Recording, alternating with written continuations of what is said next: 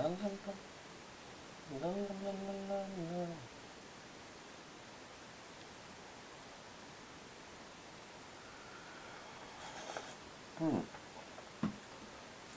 nice. Good. Hey, Frank, how you doing, mate? So yeah, okay. Hello. How's everybody doing?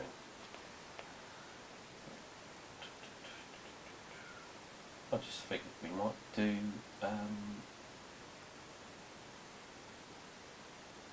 just thought we might use this instead. No, just thought YouTube Live better.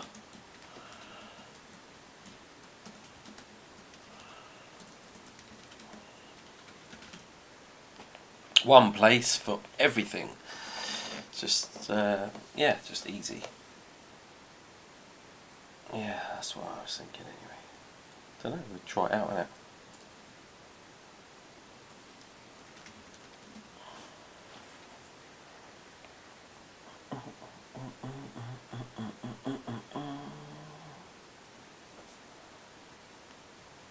Where are we with this? Am I here? Okay, yes.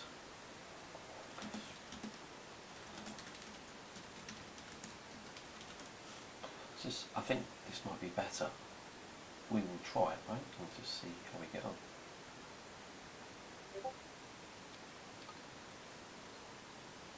I think so. Just pull that like that. And yeah. There we go. That way we don't need to have that up, and I can minimise that. And then have less running in the background, which means it's better for us. But yeah, just better.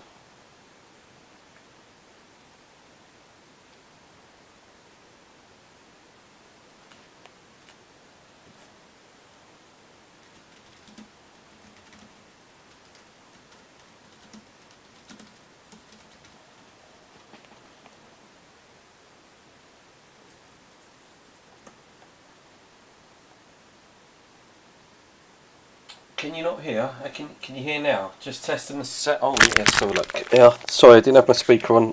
Testing. How's that? Is that good? Is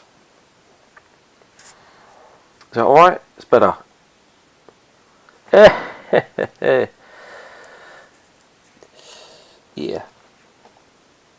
Yeah, it's just a bit. Just going to try it like this for a minute, and then we'll probably link.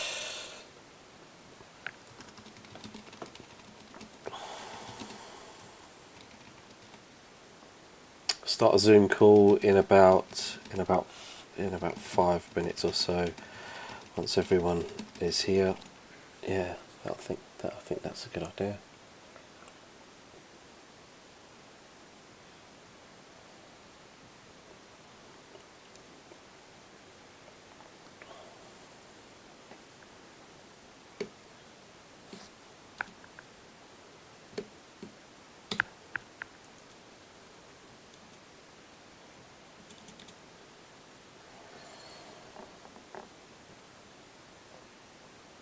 There you go. There's that one as well. We'll get that much. We'll get it started now, then, eh? Because yeah, why not? I think this is it's good to have a YouTube link where everybody can just type something if they need to, or generally just just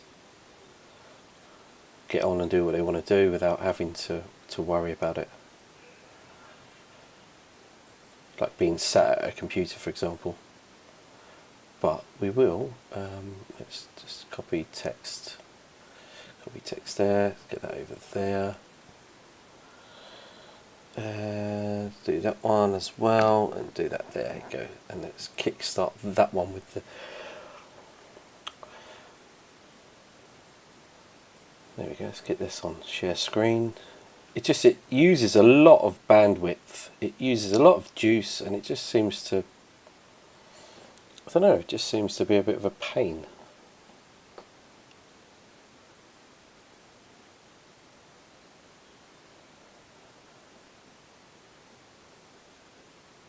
I think it's important as well to to just keep an eye on who is trying to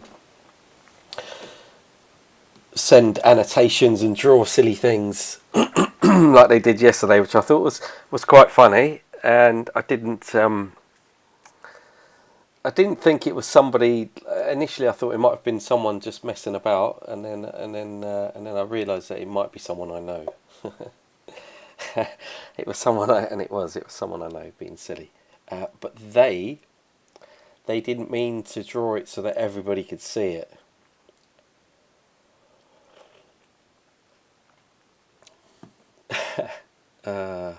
Which I thought was quite funny. They didn't realise.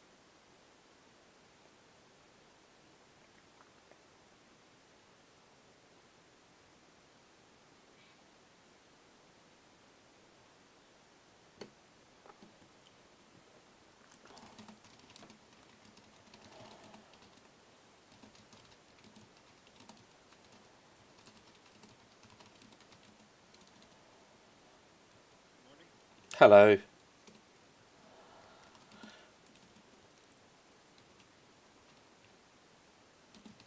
So note, Zoom calls are only about 40 minutes.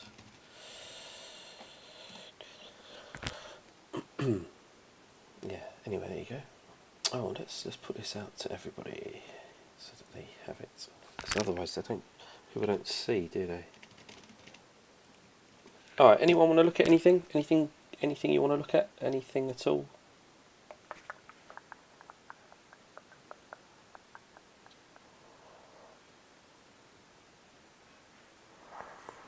Yeah. All right.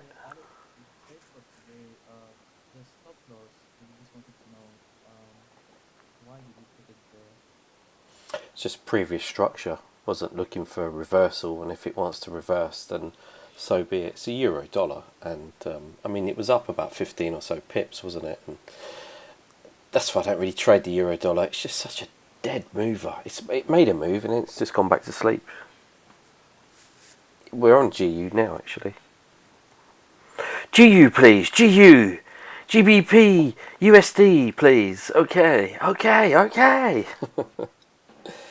Alright, let's see if we can turn the volume up. Let's get a sound check with anyone who's speaking on via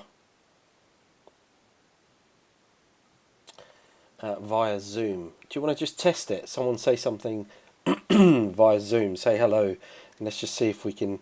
Hello, Alex. Hello. Yeah, good stuff. Anyone on YouTube? Can you hear other people speaking in the background? Because that seems to be an issue where people can't hear. So I don't know if I need to turn it up or not. Usually, I've just got the mics plugged in so that it's just me speaking.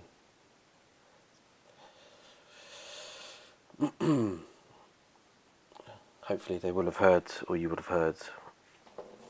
Right, let's have a look then. What do you guys want to do about this? What about the GU then? I'm looking at it. This is cable that I've got up. What about it? I see you can hear. That's good. When someone speaks, it might be that they're a little bit lower when they speak, but yes. What are we looking at? What do you want to look at? What do you want to know? It's just dead, isn't it? Look at it. Dead price action. It's all clumped together. So that's why I preferred euro dollar, because euro dollar was actually in a range. It was actually looking like it was set. This little wedge formation.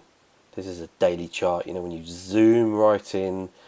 Last week I was saying on Friday we had this little move up, and we just tested this trend line like 1, 2, 3, 4, 5 times. I just thought, okay, it's strong resistance. You know, if it breaks a strong resistance, it's got an open field, doesn't it? Just to run. The stronger the resistance, the better. You know then that if it breaks, it's going to run because it's got a clear path. Or that's the thinking anyway. That's how I think. I think if resistance is tested multiple times and eventually it's broken, then one, it's proved to be quite strong to hold the price back. But then once it does open, the floodgates open, you expect it to move. In this case, it didn't break, it held, and it broke yesterday. So I thought, okay, it's going to retest the low. Let's see what it does today. And we had a little bit of a move up, but it reversed on the daily. So we did have a move up, and we did sort of say, okay, it's found support for a third test, but it didn't break. So that's why I like the euro dollar, because then it did break.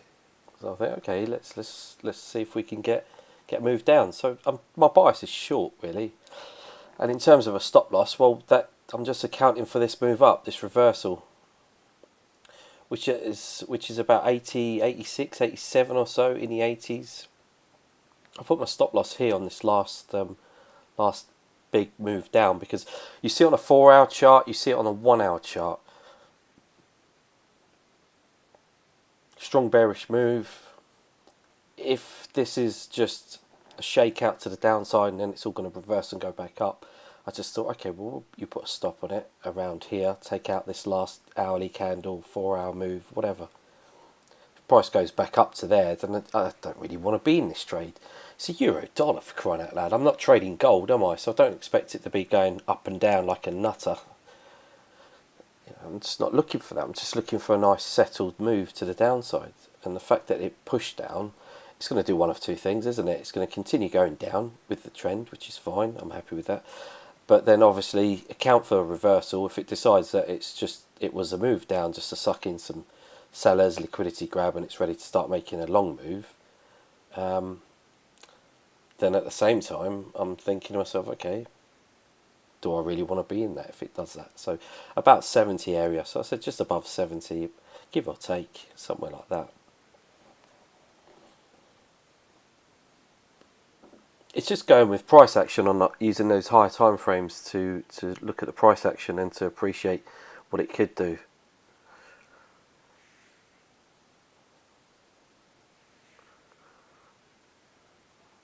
Right, so let's get that there. Let's pull that there like that. There we go. Yeah, so let's have a look then at what else did you want to look at? So that's good. Let's come back to the euro dollar in a minute. Let's have a look at pound dollar. Pound dollar. As if. Hello. How are you? How's life? How's the family? How's the weather?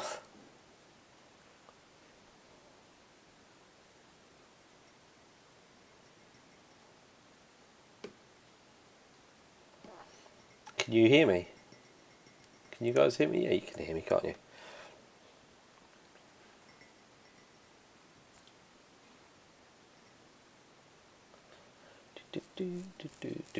Whoa. Well, I thought I scrapped all these lines.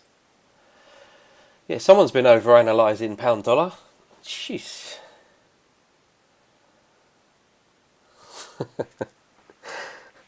What was my conclusion? Dear.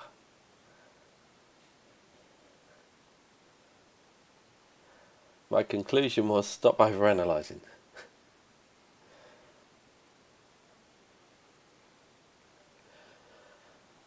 Alright, okay, let's have a look at this one. Let's get rid of that for a minute, actually, because that needs to come up to there, doesn't it? It needs to come up to there. Strong support around 137.50, 58, 50s. We've still got bearish momentum on gold as well.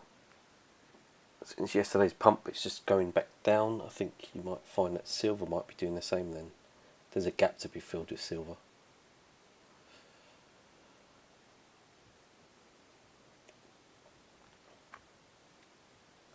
As if, can you hear me?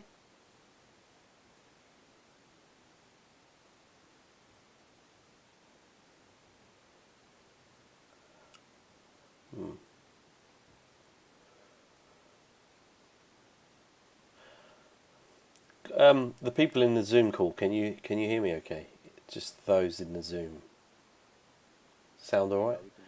Okay, great. Yeah. Yes, Alex. Here. Loud and Yeah. clear. Oh, good. So, what do you want to talk about with this pound dollar then? What are we looking at? Life is good, weather is okay. Yeah. What are you thinking? I've got trend line support. Just see here if it breaks, then we can go down. Maybe go back down and test the previous structure. The last major swing high, which is notable here. It's not got anything around it, has it? So you can really see it's like a beacon. should be short in gold. Very nice.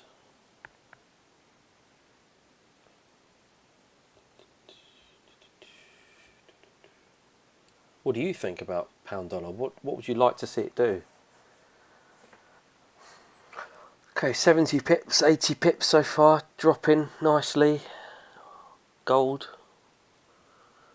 5 minutes, 80 pips. See, that's the kind of movement you want. Just a move, get on it, make your money, done. As opposed to watching paint dry with other things that just do nothing.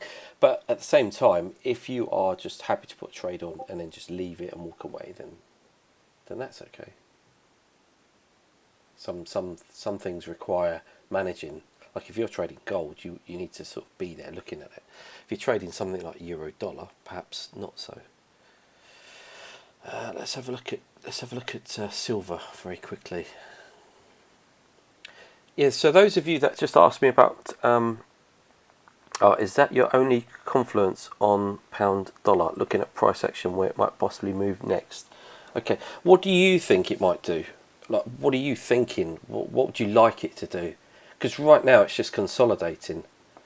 So unless I drill down to like a 2 minute time frame, a 5 minute time frame, you know what I mean? Something small. There's nothing I can really say. I haven't got a trade. From my point of view, I could just say that if you prefer. If you want to talk about it a little bit and think, well, I'd like it to do this and this. So just giving you a chance to say what you think. But me personally, it's consolidating. So until it decides to do something, I won't decide to do something. There's a problem with traders. You end up making a decision and doing something before the market, trying to get ahead of it all the time, and then it goes the other way, and you're like, ah. So it's bullish when it's bullish, it's bearish when it's bearish, and when it's doing this, it's not doing anything. It's got the potential to break the trend line, so I've just left the trend line on. Let's keep it simple, because then we can start putting fibs on there and all sorts and start gauging the price action. Personally, then you could see another stab down to 135. So yeah, I'm looking for some dollar strength throughout, really. I've seen the Aussie dollar has proven to be quite a nice little mover to the downside. I thought maybe euro dollar might give us a little more. Pound dollar's holding itself up at the minute. Yeah, that's it really. There's no trade for me though. Can't jump on anything.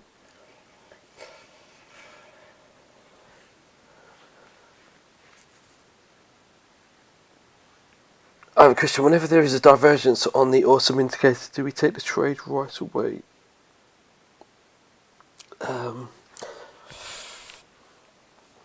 So so it depends on the time frame.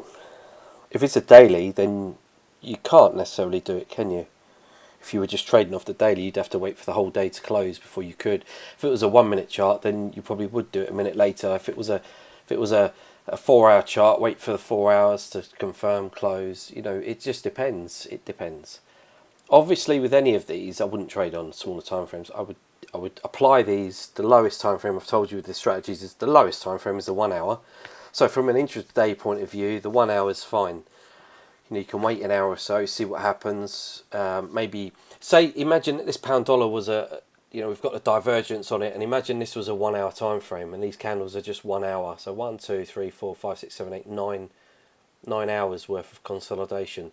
That's quite good, you know. And then you wait for this to maybe put this trend line on here as a confluence, break the trend line with the divergence of this 127 back down to the 100% with divergence, of course, and you know, so using the trend line as a way to find an entry. So you don't need to necessarily drill down to a 15-minute chart to see the price action. You basically say if it breaks, I don't know, 136.50, then you're going to take it down to 135 for about 150 pips.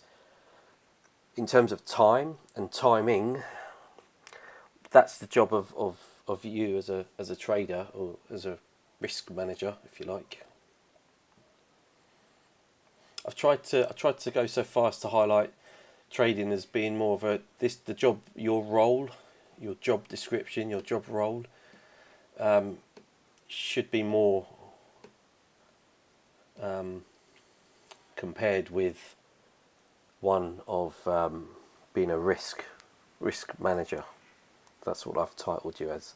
I can't call anyone a trader until you've got yourself to where you need to be and you're making consistent returns, and you can call yourself a trader. You can look yourself in the mirror and say, yeah, I'm a trader.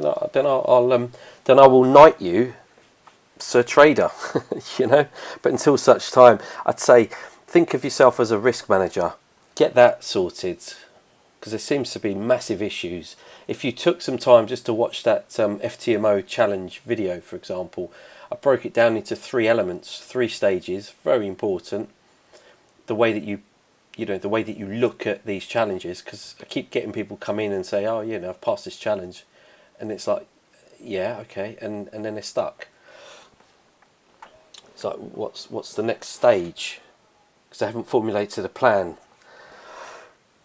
So I think the same rules apply to trading. Throughout, manage your risk.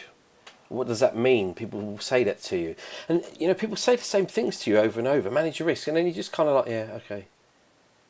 You're used to hearing it, but has anyone actually sort of said, okay, I'm going to take that, and I'm going to take it, and I'm going to drill down and actually try and understand what does that entail? What does that actually mean?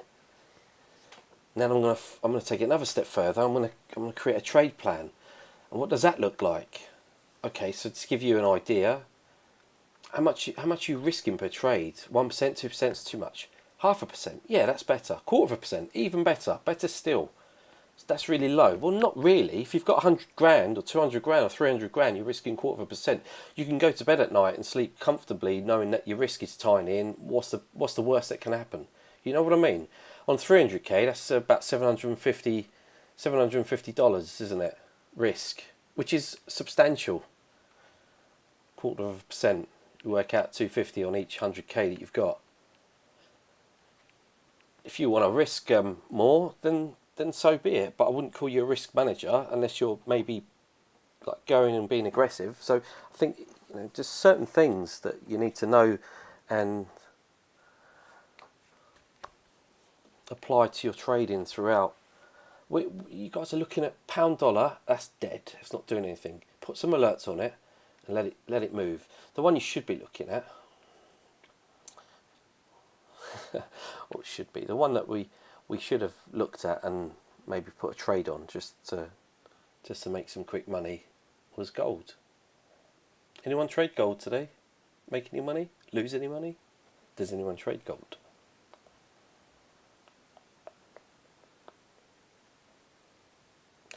Let's get that off there. Let me read your messages. So, what aspects do you take into consideration to understand that market is in consolidation? So, don't use a small time frame like a 1 minute or 5 minute or anything like that. Obviously, maybe consider, looking at it on what I've just shared with you. Let's look at pound dollar and just answer that question very quickly. This is a daily chart, and we are going sideways, and we have done for 1, 2, 3, 4, 5, 6, 7, 8, 9 days, give or take. So best part of 2 weeks. So is it ready to make a move? I'd say after about 2 weeks of sideways consolidating range bound price action, would you not say that is, first off, do you know what consolidation is? It just means where the price is not really doing much. It's just sitting there and it's just going sideways.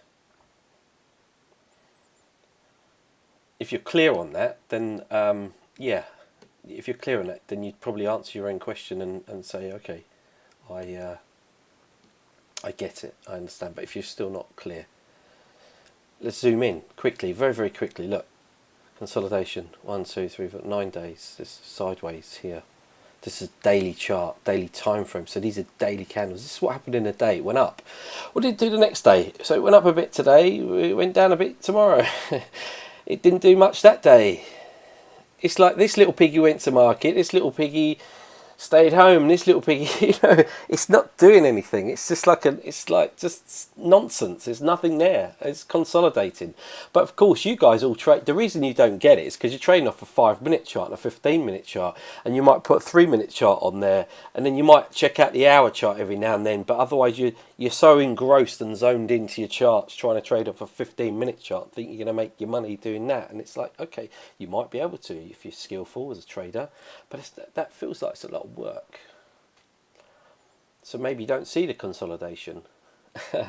I see it. It's sideways. But the reason I put this here is because we have this wedge formation, and we've had a couple of bearish candles the last few days. So last week Friday, and then yesterday was notable. Again, we had this on the Aussie dollar, on dollar pairs. We had it on the euro dollar, a bearish candle, reversal candle. So we're waiting for today, and today it didn't move during the London session. It did what it sometimes does, just went up. So if anyone was trying to short this, it just went up and did some stock grabbing. So the fact that it turned around, went down, that made me think, okay, this might break and we might get a sell-off. So I've got an alert on here, put something on my phone, but until it does something and actually tests this level, breaks it, does something, or bounces off it and goes up, there's no trade. So that's consolidation. We might be about to break out of consolidation. Hopefully that makes sense. Sorry if I sound a bit stroppy. I'm not. I'm not at all. Yeah, again, people saying, should you wait for the close of a daily candle? I think that's entirely up to you.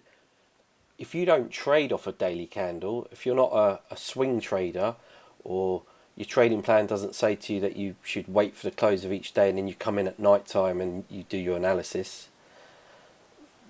then no. If that's something you want to implement into your trading, or something you do, then great, But this is where trading is. We always say it's subjective. That word, subjective. It means each to their own. It means there's so many different ways to trade. There's no set way. So yeah, just try stuff. What you can do is try things. It's about observation. So sit, observe, see what you think, what you make of a chart when you look at it. Because this is what you do. This is a retail trader's job. And then once you've established that you think it's going to do this or do that, and you think, okay, it's going to go down, right, how much risk should I put on this? Where should my stop loss be? And then that's your job, isn't it? No, it's good to it's good to ask some questions, and I don't think questions are stupid. I think you might say, a lot of people will ask a question and say, this might sound like a stupid question, and then they'll proceed to ask, and I don't think you should worry about it, because you'll end up getting an answer of some sort. You'll end up getting the answer not the answer, but getting the information somehow that you seek, even if you do end up answering your own question. So it's basically good to communicate. It's basically good just to talk, isn't it? And let's have a look what else. Let's read these other messages. Chat. Let's have a look at the chat. Here we go. So we've got this. Let's get here. Yes, can hear. Great stuff. Good, thanks. In a meeting, so can't. Oh, you're in a meeting. Sorry, I didn't realise. I just read these messages now. Yeah, I'm really good. I'm really good. I haven't really spoken to you much, but yeah, that's all. I was going to send you a message the last few days. I've been thinking about you. As if I've been thinking, how's he doing? How's life? Aussie dollar, looking for a buy. Of course you'll be looking for a buy. As soon as something moves up or down, everyone starts looking at the opposite direction instead of just paying attention to what's going on now and going with the flow. Everyone always wants to go against the trend. Everyone always wants to try and catch a falling knife.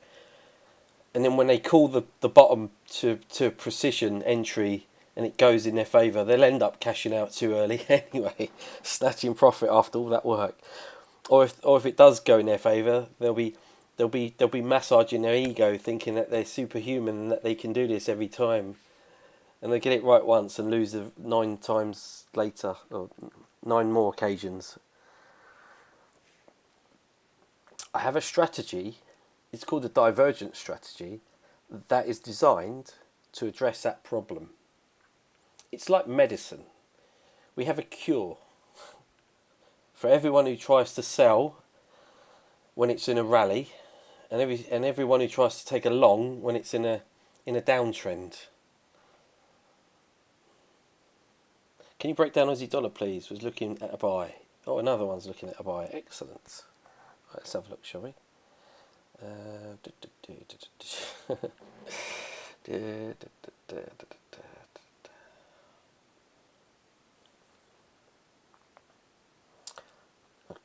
I've got gold here. I've got the pound. Pound's trying to break.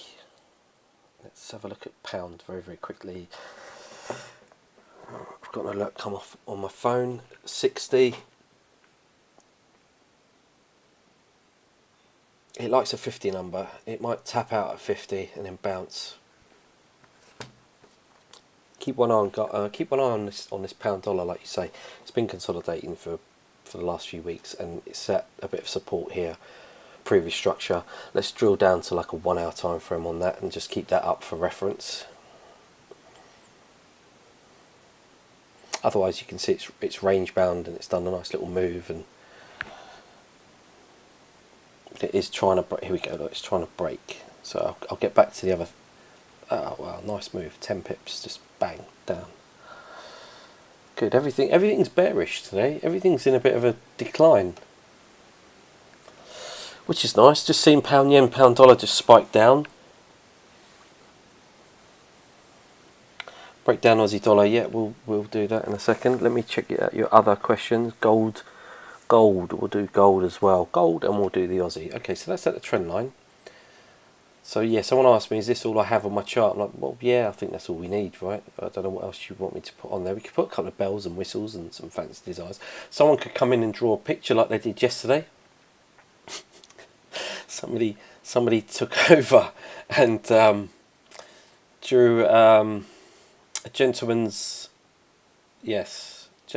private. I know who it is. I know who it was. They didn't mean to do it. That they didn't realise that everybody would see it. And I can tell you that this person is quite successful in his own right. And you wouldn't expect it from him. But there you go, see? Boredom. He's lockdown. He came in and he was messing about, and he thought he would just be clever in that respect. Not realising, of course, that whatever he puts on my screen is being transmitted.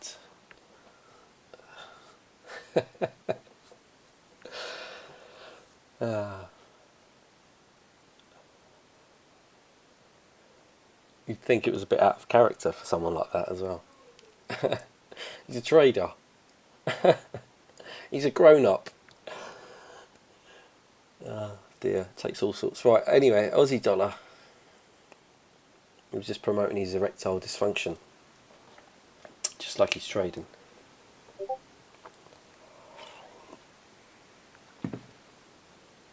Yeah, let's have a look at Aussie. So Aussie dollar's doing the same. If you monitor Aussie dollar, pound dollar, euro dollar, look at them as a collective, because they're dollar charts. What is the other software charts? It's just my own stuff. It's nothing you can buy. Unless you've got thousands of pounds sitting around with nothing else better to do, and it's burning a hole in your pocket. Otherwise, don't need it.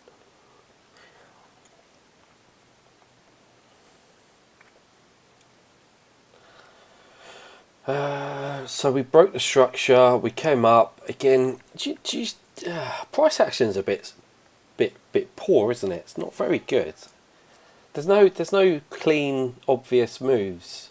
We had some earlier on in the month of Jan, going back to last month. You know, we had this kind of an M shape where we went up and we retested, went up, retested. This is the Aussie dollar, and then it's kind of broken. But these moves this move to the downside is it feels a bit reluctant. It just doesn't. It's not clean, is it? It goes down a bit, and then it does these little spikes. So this is the Aussie dollar. I don't expect to see choppy price action on the Aussie dollar. So it's one of those really that, again, I don't know, unless you're looking for some sort of swing trade on it.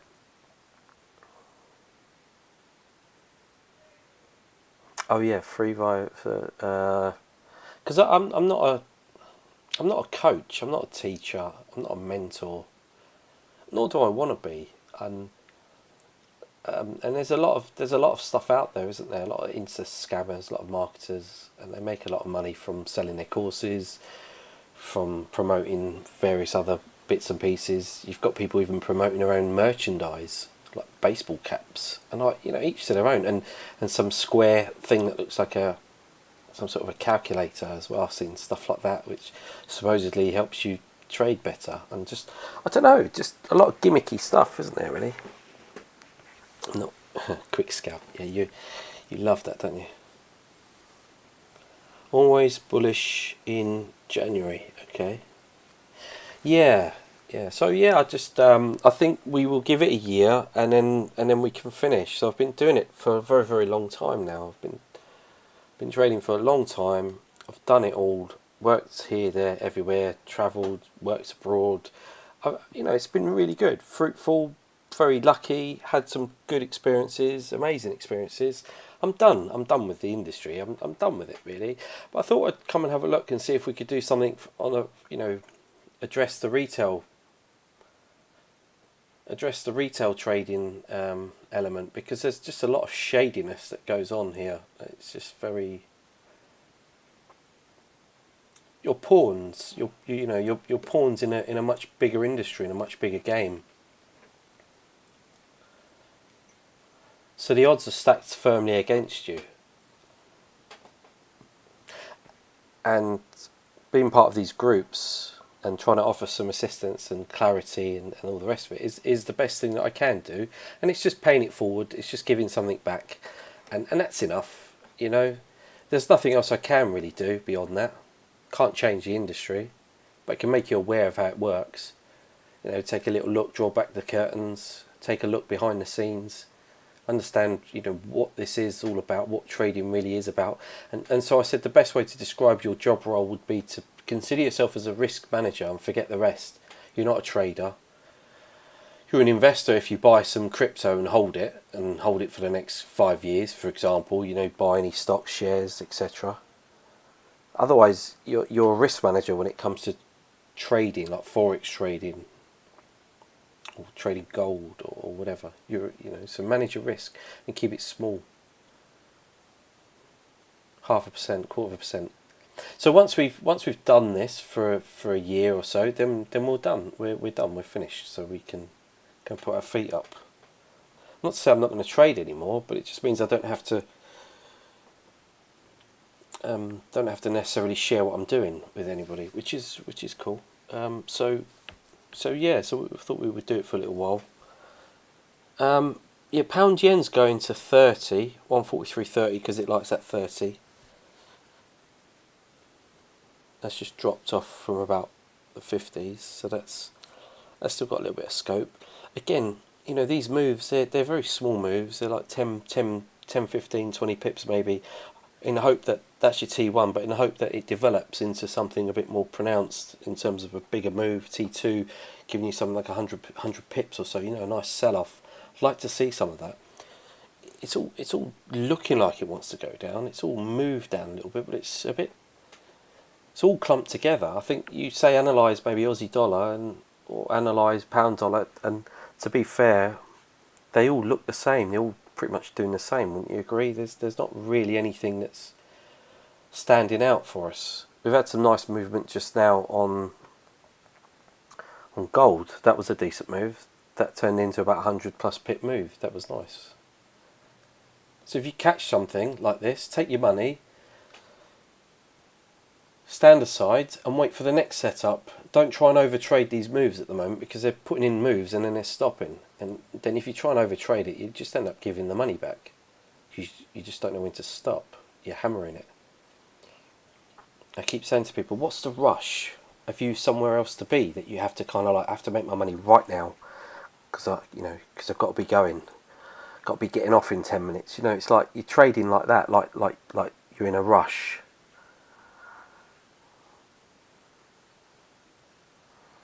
And this is what happens with these challenges as well. They'll fluke it on the first stage, pass the challenge in 3 days, and then stage 2 they've got double the amount of time to make half the amount. But they're still, if you've got a 100k challenge, you've still got a 10% drawdown limit, which is fantastic. they're just giving you double the amount of time, which is even better. But then people start struggling because they forget. Okay, I can take my time now. You have to shift. You have to separate your emotions and break things down into different stages. So stage 1, you had to deal with it in that respect. In 30 days, you had to be a bit more like aggressive, etc. Stage 2, it's different now. That was for stage 1. You don't treat stage 1 in the same way as you treat stage 2, the verification stage. You can take your time now. You can even take a week off. You can even just trade once a week, twice a week. You still pass. You've got 60 days. Trust that is long enough. If you can't make 5% in 60 days, in 2 months, then maybe you're not ready. But certainly not trying to make it all again in 3-4 days. That's just ridiculous. And the reason I keep referring back to these challenges is because a lot of people do them, but also there's relevance in... There's relevance, isn't there? There's a lot of relevance in how you trade them and how you manage your risk with them. And it was an opportunity for me to do that video on the FTMO challenge, how to pass it, but also then how to keep your money by risking less. When you finally pass, and there will be some of you that will, 90% of you won't, and that's the reality, but there will be a few. And I was kind of interested to see where this would take us in terms of doing this year, sharing, give it a year, work with you, and then see if we have, like, out of say 100 people that have tried to do this and become a trader, maybe we'll get 5 or 6 of you, 7, 8 of you. Then who knows, we could maybe take you to the next level. But that's something that's not even been properly thought out, so I'm not going to go into that. But suffice to say that even without me, if you are a seasoned trader where you've been consistent over, say, a 12-month period, and you made profit over that 12-month period, so even if you had losing months, it doesn't matter. If you made money, if you came out 10%, 20% in a year profitable, then with that data, with that information that you've got, you can actually get employed to go and work for a prop firm, proper prop firms, not these I won't say Mickey Mouse, these other types that have just all popped up, but proper prop firms that have been around. I'm trying to say my P's, proper, yeah, you know, they've been around for a long time, big firms. Go and work for some companies, because you know how to trade. You don't need to have a degree for that. But you can walk in, you know, suffice to say that that's your CV, that's your resume. You can walk in with that and say, look, I know what I'm doing. Will you give me a go? Give me a trial, 3-month probation periods. And even if you don't, you know, even if you mess it up or whatever, it just gives you another level type of experience, which you never dreamed was even viable or possible, because you're still looking at a 1-minute chart or 15-minute chart to scalp. And it's like we're just missing the whole picture here, missing the bigger picture.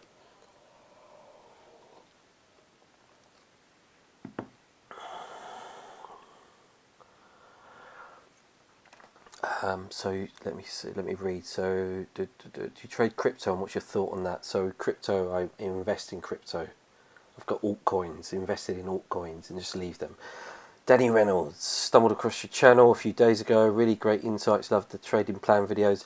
Yeah, I mean, it's not polished. It's not professional. It's somebody trying to articulate and give you some information, which I think is needed, because otherwise all you're left with is you go on Instagram and you've got people leaning up against a Lambo, and these are the people you're supposed to draw inspiration from and learn to trade from. And whereas they can give you some of their own, you know, experience, I guess.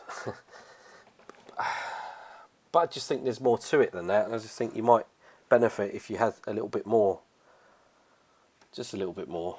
So we just try and get some more, you know.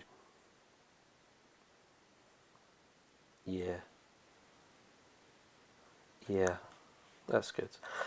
So I watched your trading plan video. Wanted to ask about your wins. So yeah, I think so. For me, structure your day. There's also, you know, I did a short video on. Oh, we've just cut off, bugger. Didn't realise. Wow. God, I can talk, can't I? Jeez.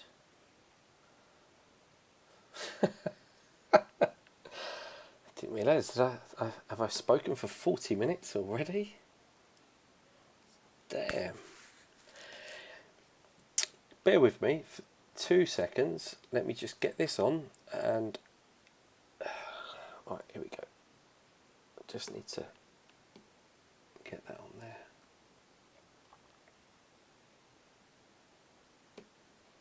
Sorry about that. It just went off and I forgot to say. Yeah, so it's a good question. So yeah, if you have a structured day, so for me, my day's structured. I wake up in the morning early, generally around 5:30, between 5:30 in the morning. I tend to wake up. Do I want to get up at that time? No, I don't want to get up at that time. Who wants to get up at 5 o'clock in the morning? But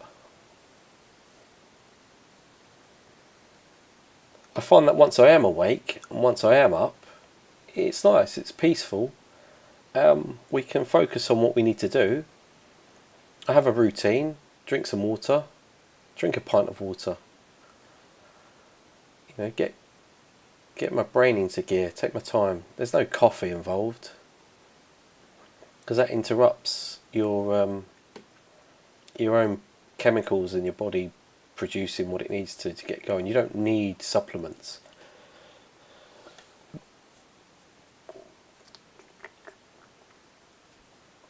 You take supplements of some form because you enjoy the taste. I'll have a coffee. I've got a coffee here right now that I'm having a drink just before I started this. My only coffee that I've had today, and that's all I'm going to have in terms of a coffee. Don't need any more coffee. I enjoy the taste of coffee, but of course I don't want to be taking... Yeah, and then, you know, people say about vitamins. Yeah, I'd say if you were living in a starving...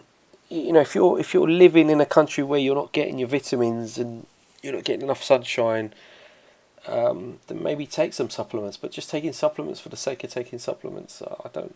Anyway, that's down to you. It's a bit like trading. Understand the industry inside out, back to front. If you go to your doctor and say, "Do I need to take supplements?" they'll say no.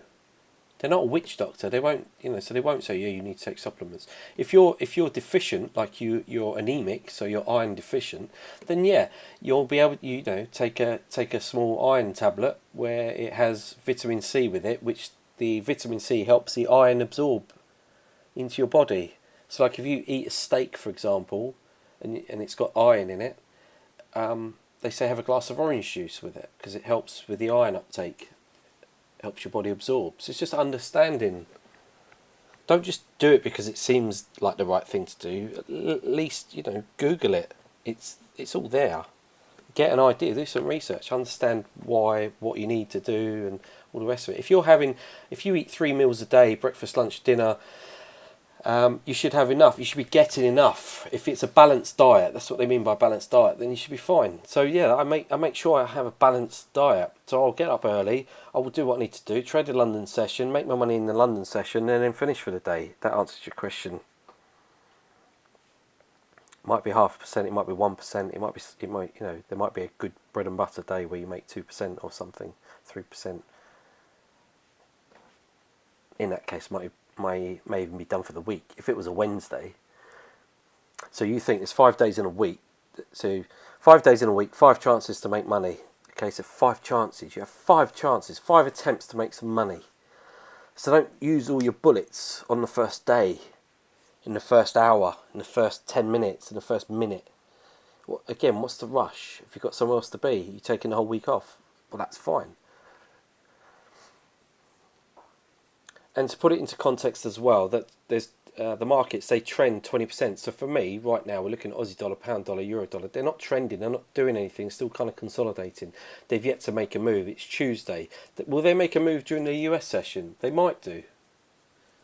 Do they look like they could? Well, they're sort of sitting at these levels of support, and they could, but they haven't done anything yet. So, you know, 20% of the time the markets move. They trend. So 1/5. So 1 in 5 days in a week, So you know you're going to have a day this week where things might move, things might happen. We didn't have that yesterday. We've not had it so far today, have we? We haven't had any clear-cut trending moves where you say, oh yeah, the pound's bullish, or it hasn't happened yet. So when that happens, that's when you can make your money, and you can apply put your MT strategy on there and just trade with the trend. And if it's going long, you just buy the dips. If it's going short, just wait for the pullbacks, like a 38.2 pullback, and short it back down again, because the trend will take it, will carry it. It's like getting caught up in the tide, in the current. It will you'll go with it and you'll move with it, and it'll be great. But as yet, it's not doing it. So just sit in your hands. Watch. 8% of what you should be doing is sitting on your hands, back testing things, personal development. 20% should be trading. I mean, they say 10% long, 10% short, for argument's sake. So, but basically, they're saying, I'm saying as well, stop trading, stop over trading, just stop trading. There's nothing going on. Wait for the move, wait for some movement, and then get on it and make your money and be done. So if it's for me, I make my money by tomorrow, for argument's sake, then I won't be pushing Thursday, Friday. Last month I finished. I tried to finish on Monday, so I spent all day trading on Monday, last Monday, thinking I'm going to finish this week early and I'm going to take the rest of this week off because I've got some family things to do, family, birthday, things like that, personal stuff. And I thought, okay, I want to enjoy that. And it's getting to the end of the month, and we've had a 20% month, and we still have a week to go, and it's done. So need to enjoy as well. Need to understand that work-life balance. So to answer the question, it's a really important question as well. You want to be a trader, or you want to be a risk manager. What are the reasons for that? Do you want to have this fruitful life? But then are you just going to be like lugging your computer around with you everywhere you go? Probably. It's like having a mobile phone. But will you be trading it every second? So you're sitting on the beach trading. That's cool, but just be mindful. What is it you want to do? There's no point giving up a 9-to-5 job to do a 9-to-5 job here. It's not going to be a 9-to-5 job here. It'll be like a 9-to-9 job. Somebody was quite cheeky in some respects with me yesterday. They sent me a message, and they I don't know if they were being serious or not, because they haven't answered me back. And are they even? Oh, here we go. So this guy here.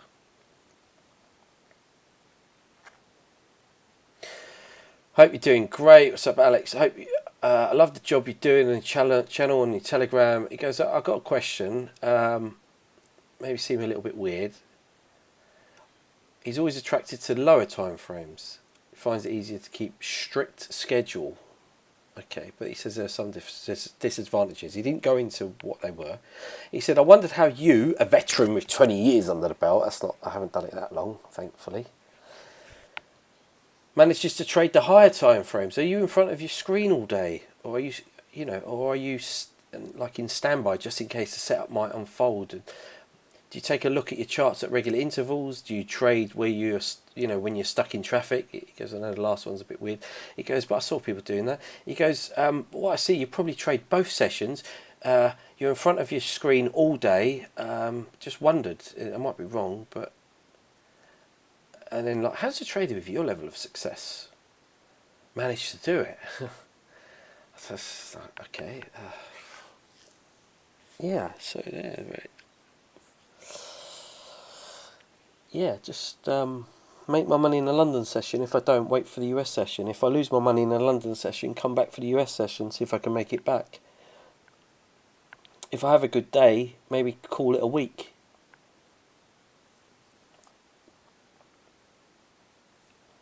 I guess that requires a little bit of discipline.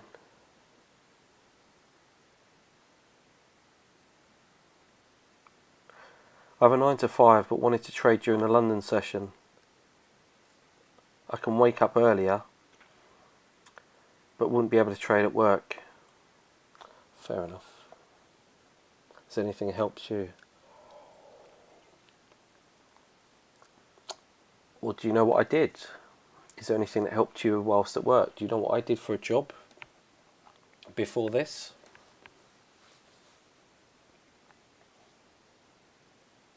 Go take a shower and bring the computer with you.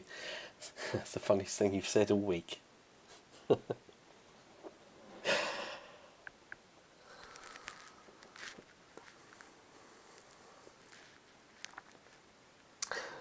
So, so yeah, I mean, look, maybe go and check out my social media.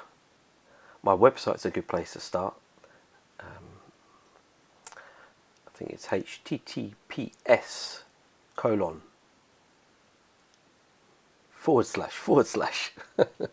www.tradeyourway.co.uk. Have a little look at that. There's a lot of information on there, a lot of content. I'm in the process of jazzing up that website, because all it is a blog, but I'd like to make it a little bit more fancy, because people like a bit of fancy.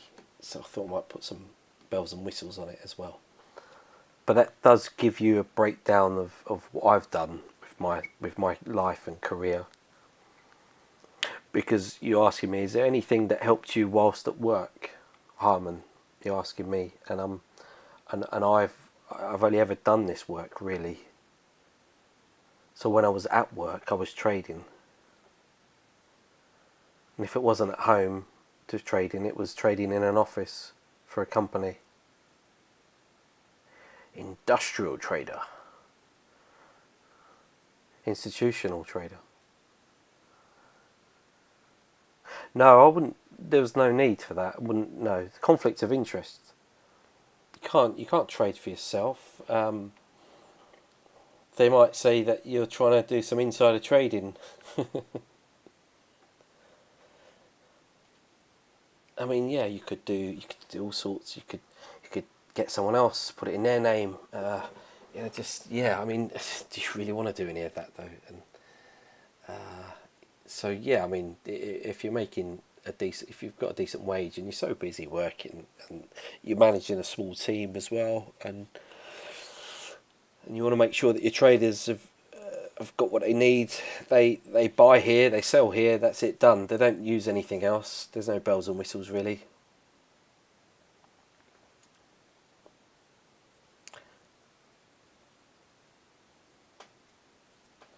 What's going on with this one? So yeah, I mean, for you personally, let me think. All these people that are in meetings, all these people that are working a normal job, but you're trying to do a bit of trading on the side. I don't think that you can manage money and be a risk manager effectively in that respect, unless you have a proper solid trade plan. So you need to sit down, maybe when you get home, and just get a pen and paper and write what it is you want, what are your goals. Did anyone short pound yen, by the way? Did say 30. 31, 30, 30, and come on, hit me. Come on, it's so annoying. Alright, we're going to take that profit off.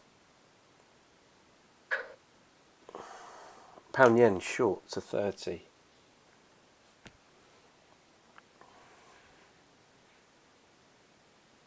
Where did it get down to? About 30.8 or so. Depends your spread, I guess.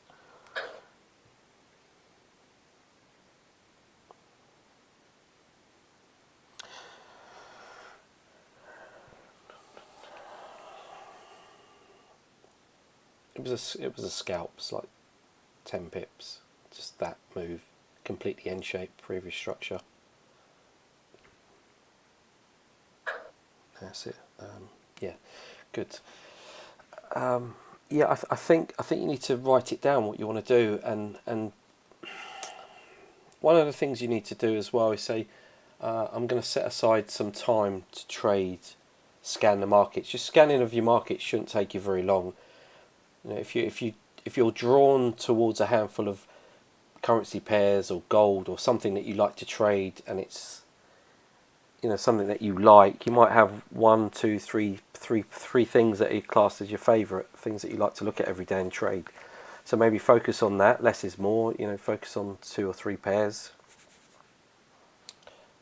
Set aside some time. If you're not home until 6 o'clock in the evening and you want to have some dinner and you have to spend some time with family, and then you can have a look in the evening later.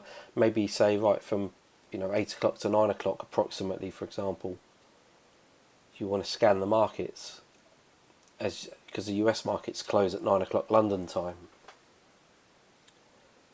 which is 4 o'clock New York time, for example. And so look at the close, look into the close, look at when things start to settle, what happened in the day, and start looking at the 4-hour time frames, the daily time frames, the weekly time frames, and trade off them. And then if you're up early, super early,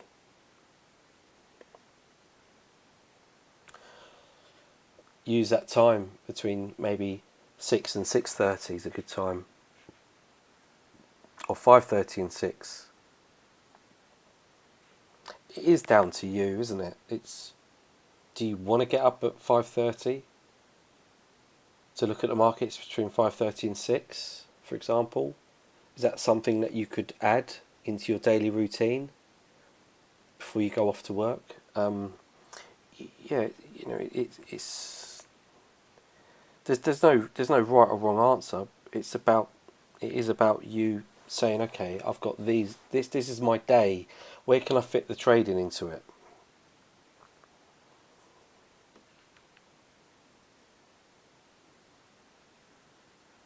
I can help you with that. I can help you.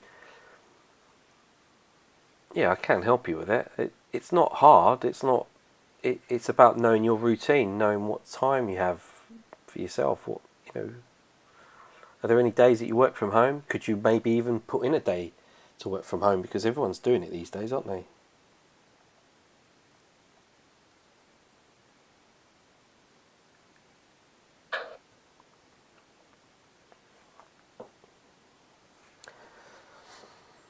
Do you have to go into Harmon? Do you have to go into work every day? Is there any way you can not, so explore every angle, and it just depends how much you want it, really.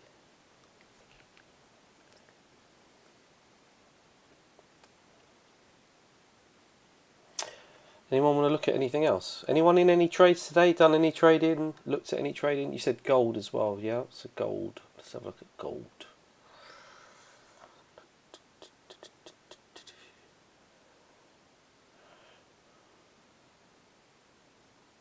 Just looking to see what the pound yen was going to do.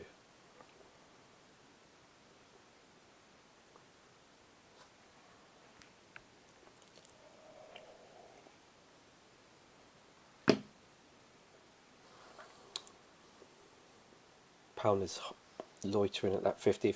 If pound breaks that 136.50, then start looking for a short. If pound yen tries to break the 30 area, that previous structure, 143.30, there might be an opportunity to carry on seeing it short lower. But I mean, for me, all I've done is I have taken little bits of profit off a few different places. So nothing to write home about at all, really. Just a few bits. I haven't, as I say, I haven't got anything that I can shout about. I did call a euro dollar short, and that was probably up about 15 pips at best, and now it's probably sitting at about 6 or 7 pips, 8 pips or so down, and prices bouncing, trying to go up. I think that might go up and test previous structure in the 50s, maybe 53, and then drop. So watch it there. If it goes up to about 53, sell it back down again, possibly. But we are holding. The other one we need to look at is, so Aussie dollar, same thing, holding at support. You notice that they're all doing the same thing when you start looking at everything.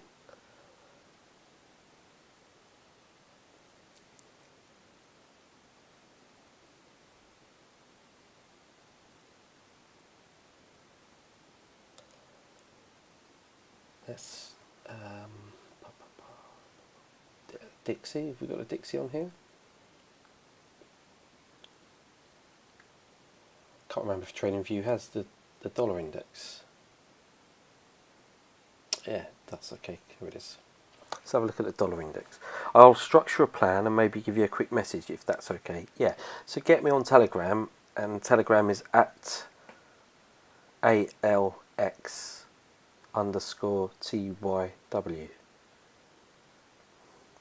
All my social media links are on my website, so message me. I use Telegram a lot because Telegram's just an easy way of communicating, and they can send voice messages, and it just works. So, yeah.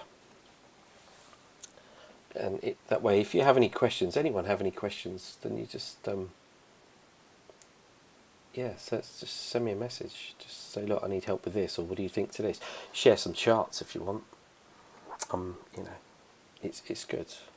I'm focusing on my 3 strategies, and I'm teaching them, because that way I'm actually feel like I'm doing something constructive. Everyone who keeps going off and doing their own strategies and ideas, that's all very well, but I'd say try your stuff. If it's not working and you haven't got more than 2 weeks of consistency or so, drop it on the head or park it to one side and come and look at what I'm doing and see my work. Look at my work and see if there's anything that can be learnt from it. And just do it exactly as I show, and then take that with you. And only once you've mastered it and grasped what I do, only then look to maybe make it your own, tweak it, etc. But at least take the time and give it the respect that it deserves.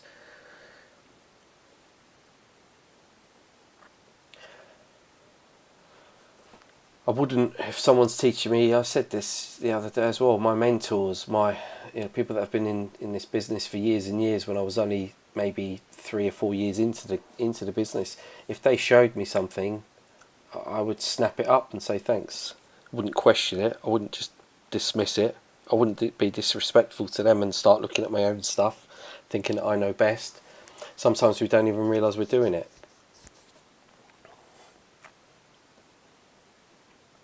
But it's because we're wired in such a way that sometimes it's very hard for us to change, why did it do that? To change how we do things, to be open. Sometimes we're so set in our ways, aren't we? And when I say look at my stuff, look at my work, look at my 3 strategies, immediately you might think, I've got to do all that as well, extra work. I'm in the middle of something at the minute. And that's fine. I could be a bit more like, a bit more arrogant or a bit more blunt with it and say, well, your stuff's not as good as my stuff and your stuff's not as important as mine. I think sometimes people need to be told straight, just to snap them out of their own little delusional world, But I haven't got your background or knowledge. I don't know what you've been up to. I don't know whether you have a strategy, trade plan. I don't know if you use it. Do you keep a journal? Why is this not working? What's wrong with this today? Okay, I just want to move these fib levels. Take it. I'm just adjusting the fibs here to put it on a new high. This is the dollar index. What I'm going to do now is I'm just going to focus on the charts. Let's spend 10 minutes looking at the charts, not talk about anything else. I'm reading about Buddhism, and there's a lot of ideas about changing oneself. Yeah, it's true. Now, why is where's the other bit to this? That's that, but do you know what? I'm just going to get rid of it. This is annoying. Buddhism's good. So get up in the morning, do a bit of meditation. Hey! Jarvis, he's so funny. You just keep monitoring. Be my wingman, monitoring in case someone decides to start drawing things on my chart, on my screen.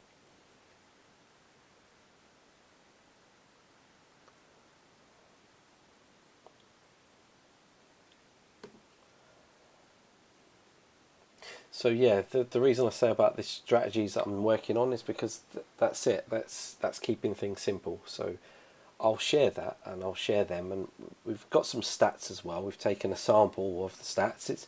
It's okay. The results are decent. They're positive. They're not fudged in any way. They are just, that's it. I've taken the best bits. It's not accurate enough though, because like I've put a disclaimer out there. It's not accurate enough because it hasn't been done. It hasn't been taken over like 5-6 years or a number of years, which just every single trade taken and accounted for. So like we say, past performance doesn't ensure that you're going to get future results are going to be the same, and it's just not. So you have to do it yourself. You have to take it upon yourself to do. But what I say is, just try it. Try it for 2 to 4 weeks. Try these strategies. See if there's anything to be learnt from it. It's very simple stuff.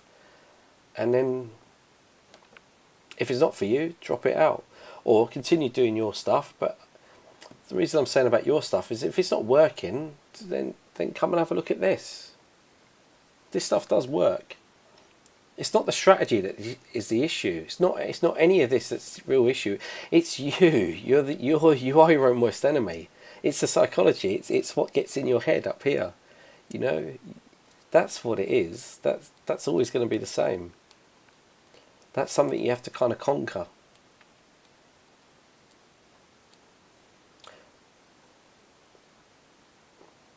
I'd say if you were in a trade, don't look. If you're in a trade, don't look at the lower time frames.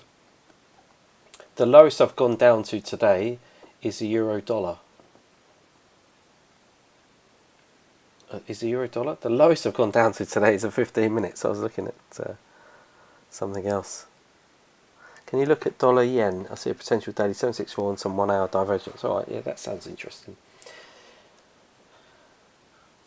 There's a good pump up there on the dollar index.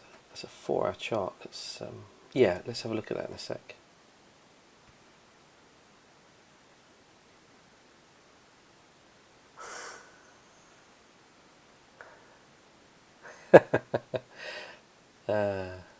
For the last 3 days. Would I say that you're consistent after 3 days? Not really. We talked about it. Have you not been here listening? You haven't missed. You've missed it, haven't you? I said. Obviously, the bigger picture is that you need to think bigger, think longer term. It could be rewarding, because then you could potentially, with that data, if you have 12 months of data, you could potentially go and approach a company, a prop firm, real prop firms that are out there.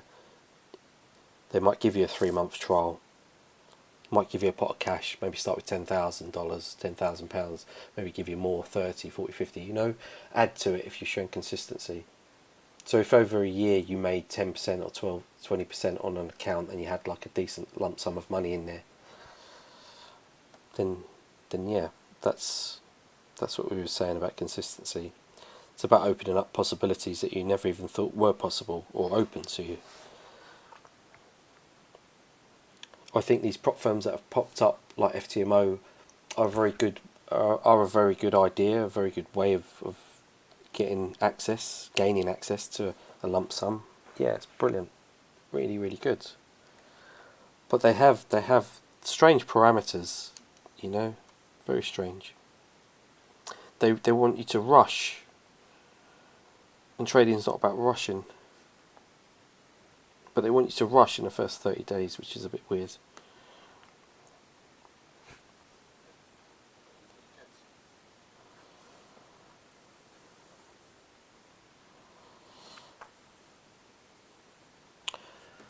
So that's previous structure there. So you said dollar yen. Let's have a look at dollar yen. Okay. Oh, lovely drop. Did we get it? Oh, we got get a nice move down. That's a nice move. Pound dollar's breaking. Pound dollar's trying to break. We're in this range, but pound dollar's going.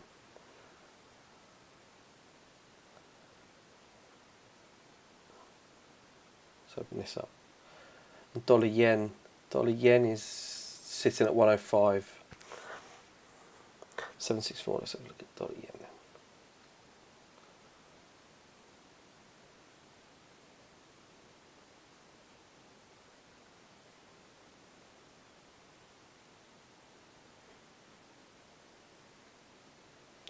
I think we'll give it another 5 minutes or so, and then we finish.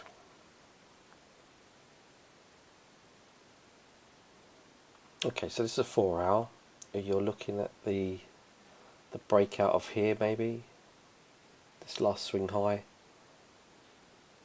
because then if you start looking right on this chart, you don't you don't have another high until it explodes and actually breaks out.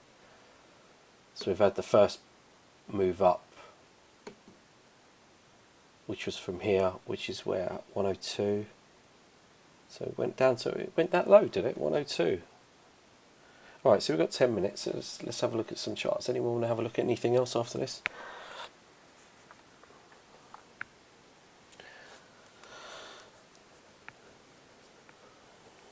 So yeah, that's not bad. That's a nice move up, sitting at 127. And let's have a look at it on my charts as well. Dollar yen.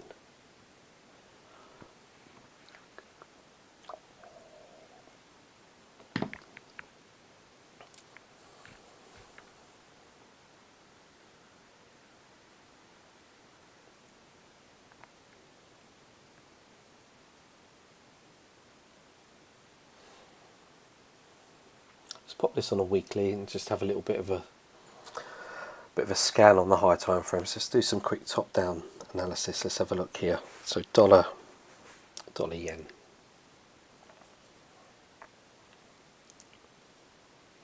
Okay, so that's got some bullish momentum. Dollar pairs makes sense.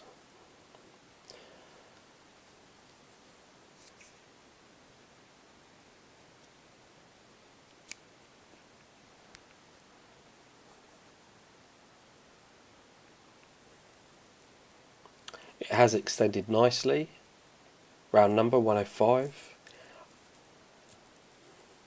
I think because it's bullish on a daily and on a weekly, and I think because euro dollar and pound dollar, I think they are showing some bearish price action on the high time frames as well. Oh, shut up, Palladium.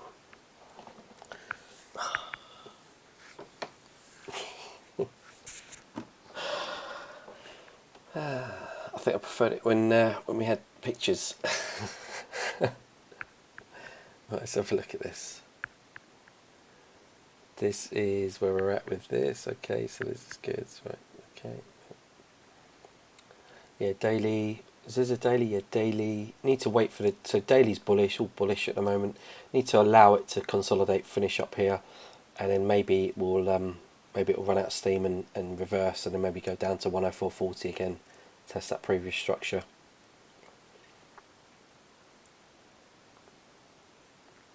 And then you're saying 764, interesting. So you note here what I've done here, I've taken the last swing low and swing high. Personally, that was a nice bullish move and extended nicely.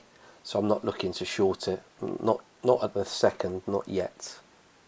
It might be ready for a setup to short because it's at an area where we're interested. If we look left on the chart, let's see what other resistance we have here that might give us the possibility of a short.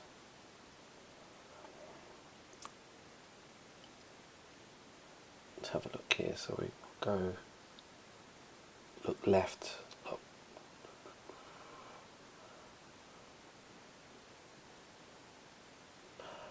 Yeah, still.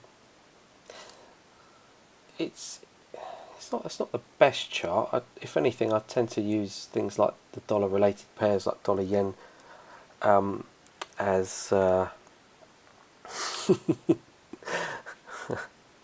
wheat is moving fast.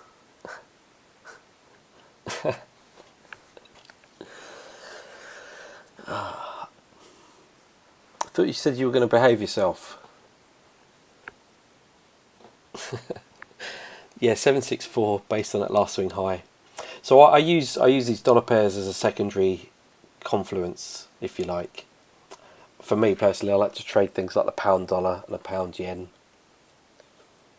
Maybe the Aussie dollar. The dollar yen, I have traded it.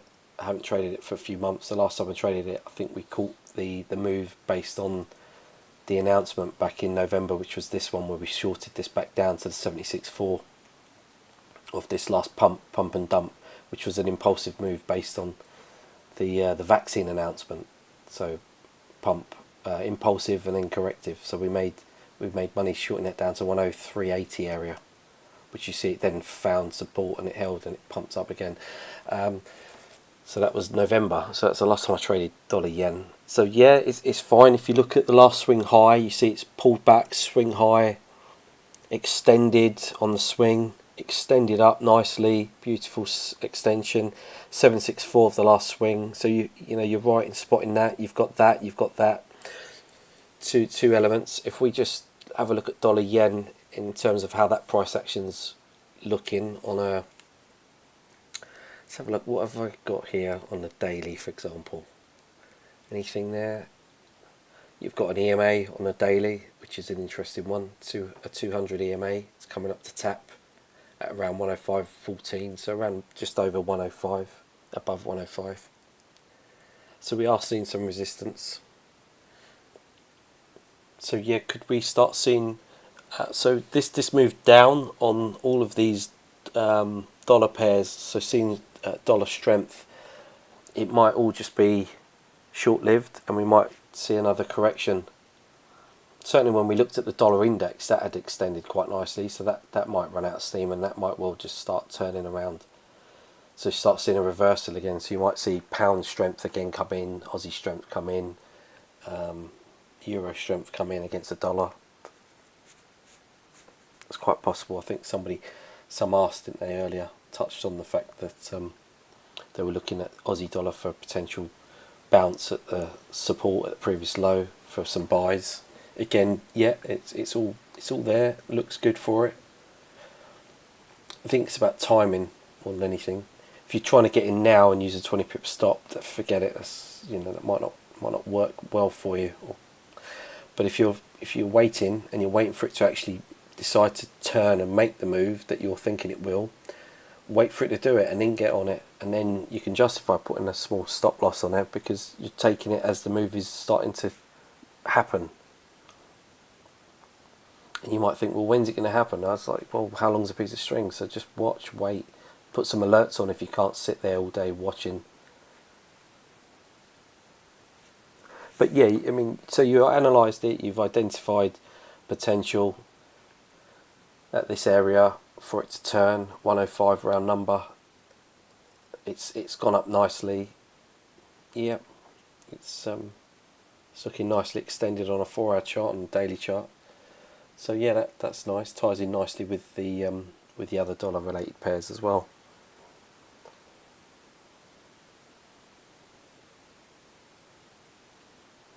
So yeah, you've got divergence on a 4-hour. It's very light divergence. It's not the best. If we start looking on maybe a 1-hour time frame, there is some.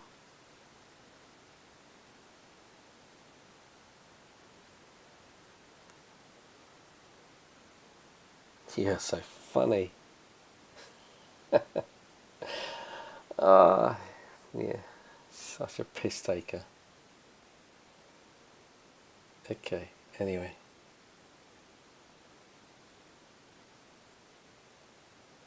No, monthly chart is good. Always look at the monthly and the weekly and identify your support and resistance areas where stuff is potentially overbought, oversold.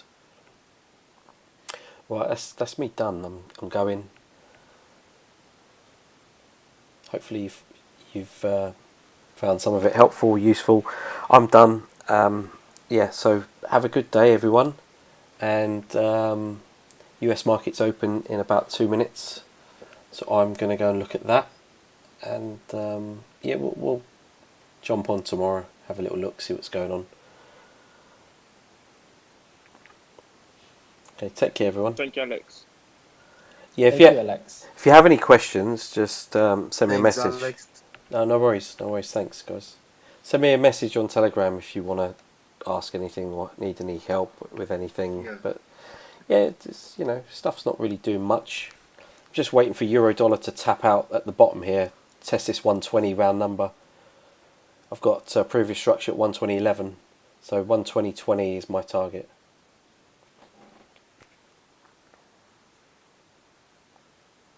And then if it breaks that, then we'll look for that move lower down to a 50% retrace, which would give us, based on that last major swing high, swing lows, 119.76, so 119.80.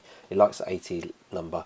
So if we can get another 60 pip move to the downside, that would be sweet. That would be very good, because we have broken out of the 38.2, broken out of that previous structure, previous support on euro dollar. So we'll see if we can get a nice little move down, lower low.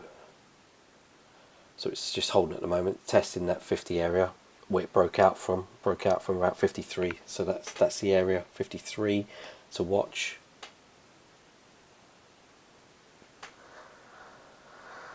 And see what happens. All right, cool. I'll talk to you guys in a bit.